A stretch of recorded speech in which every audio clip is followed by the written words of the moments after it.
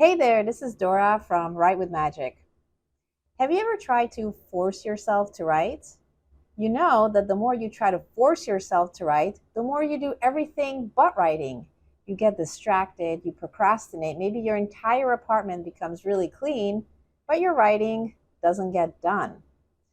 So, why is that? Why is it that the more we try to force ourselves to write, the harder it becomes to write? The reason is that when you try to force yourself to write, you write from your head. But that's not where good writing comes from. If you've ever read something that really grabbed you, it was because it engaged you emotionally. So in this video, I'm going to show you how to make the shift from trying to write from your head to writing from your heart, from your emotions. For many years, I wrote very technical material during my PhD and then in my career as a research scientist. And even then, even when I was writing very technical material, the writing flowed much better when I was writing from my emotions.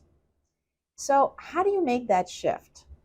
It is actually quite simple. And the people to whom I've taught this, and now there are at least hundreds of them, have told me that the reason they really like this method is that it reduces your resistance to writing, that initial resistance that you feel when you try to begin writing.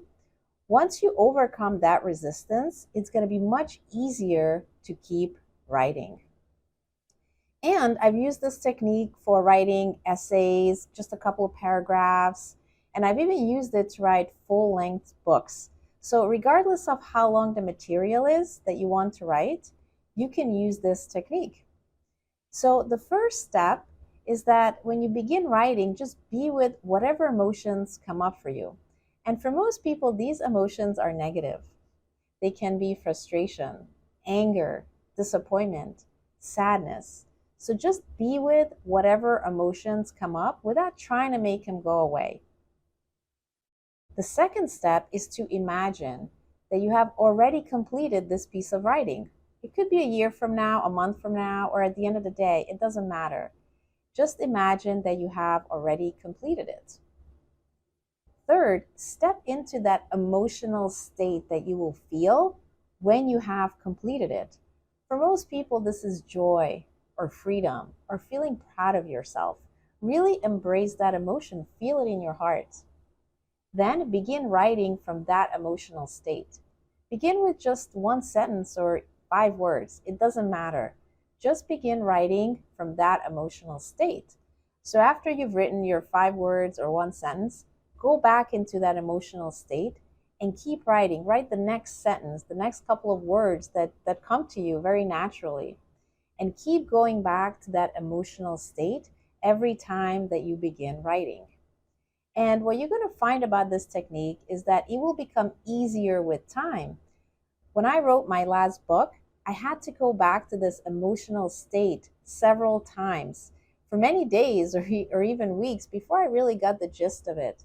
So once you practice it, it's going to become much, much easier. So how do you maintain your momentum for writing? I created a really cool tool for you, a daily writing checklist, which is going to help you to create space in your life for writing. And you can download this checklist at writewithmagic.com/checklist. And it's just going to make it so much easier for you to create a daily writing routine. I know how challenging it is to find time in your life to write, no matter how much you want to write or how much you resist writing. There's always other things that you need to do. And the people who have downloaded this checklist have told me that just in a couple of days, they've been able to find the time and the energy to begin writing. So you can download it at writewithmagic.com/checklist. Also, be sure to like this video and subscribe to my channel for more bite-sized tips to help you to write.